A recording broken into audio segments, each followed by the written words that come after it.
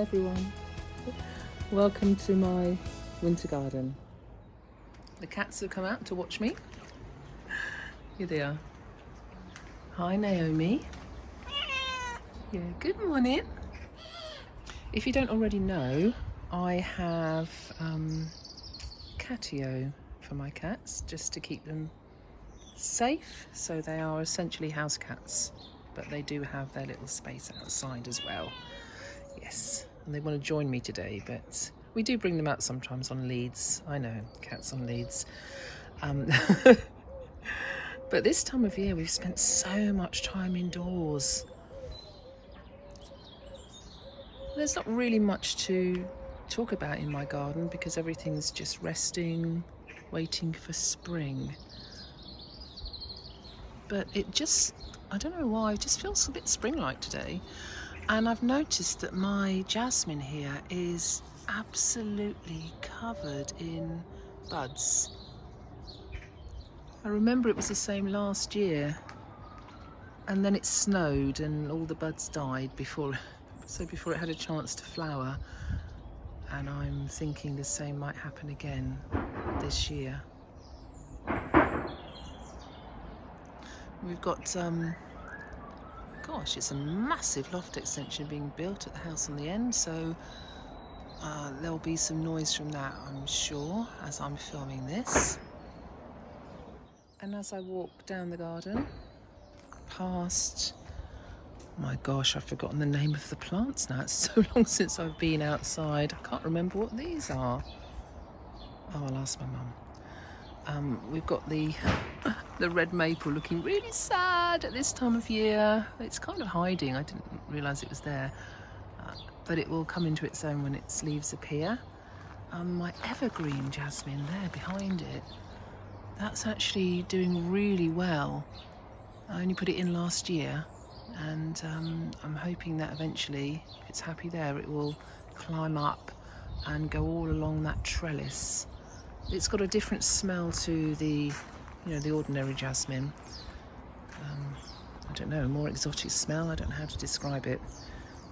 Beautiful anyway. And then we have the olive in the pot, which is doing really well. Very, very, very pleased with this purchase because we got it at a bargain price. The olives are too bitter to eat, I believe, but I'm sure the birds enjoy them.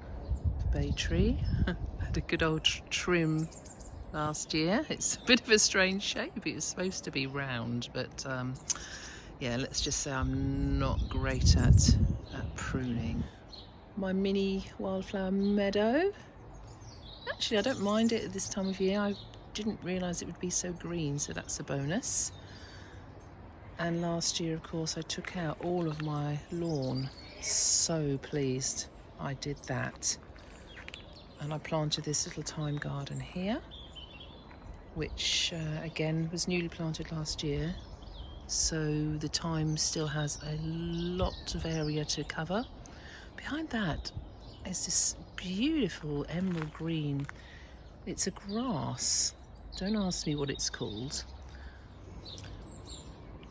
So it divides the garden, kind of a soft divide, and just creates that illusion of green grass from the house.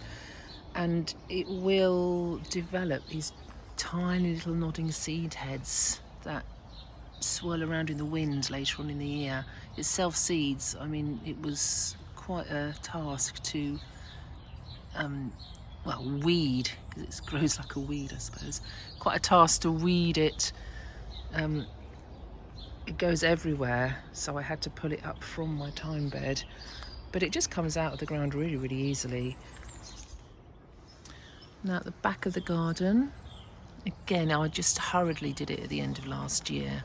Oh, that's a cherry blossom, which is still alive, which my son bought me for Mother's Day a few years ago, and that is beautiful. And we have this area here which has got some grasses in, and that mahogany, I'm going to move that. I just decided I don't like it there. But the grasses, once they thrive, will cover this area, and in the summer I'll be able to sit here at the back of the garden in the sunset and watch the grasses blowing in the wind.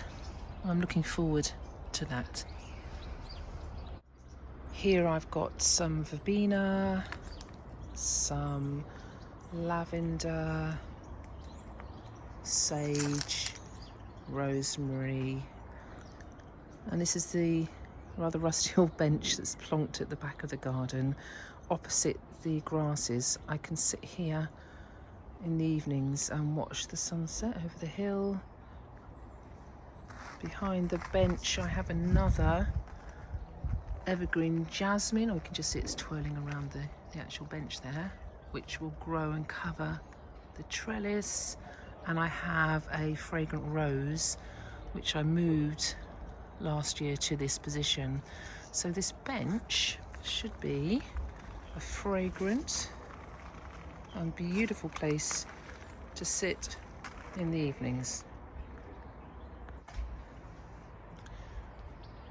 This is my view from the back of the garden. Sometimes I sit in that chair as well. So I have various seating areas in the garden. It's a small garden, but it's incredible the spaces that you can create. Oh, just heard my hubby come outside. I believe he's just doing a spot of cleaning up.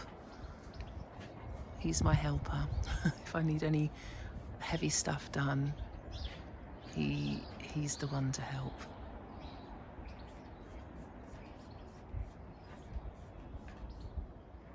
Even at this time of year, my garden's full of green and colour, which I love, and it just gets better and better as the seasons move through spring into summer. Hi, darling.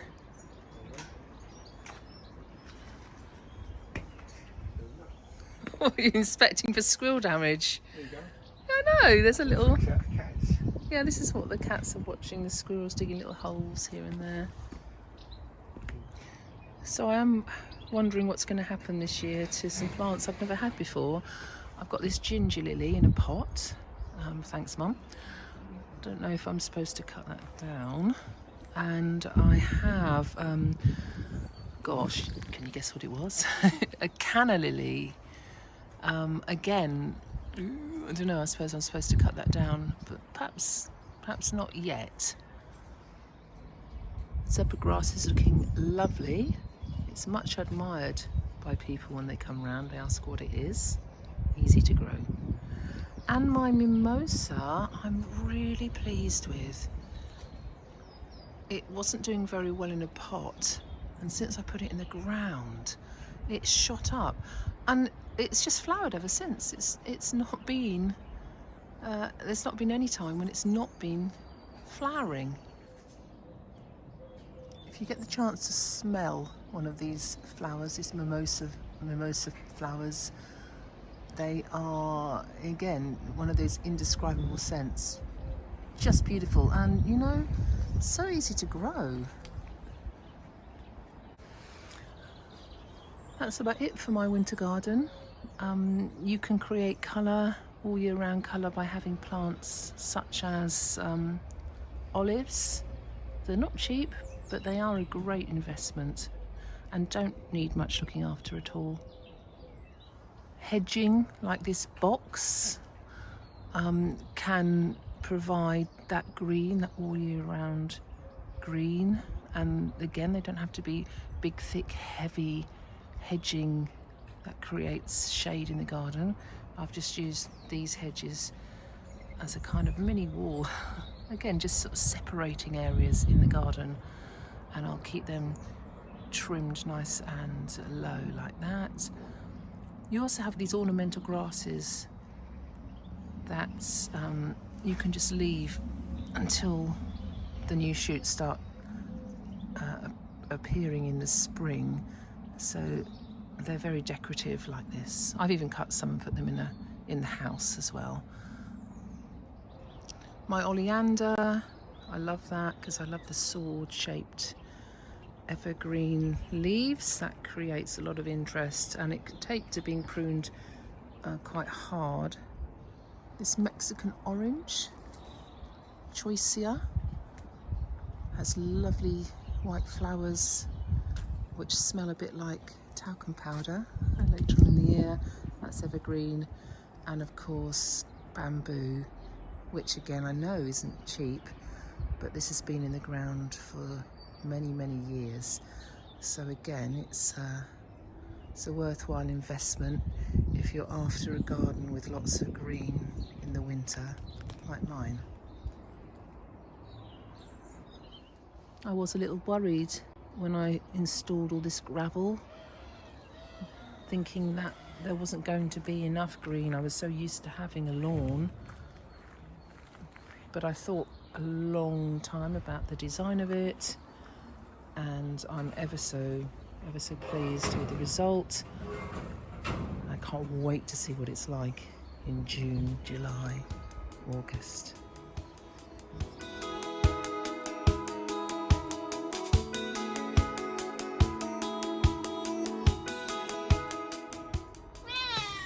Oh, okay. Stroke me. It's a bit cold, isn't it? Yeah, it's quite nice today.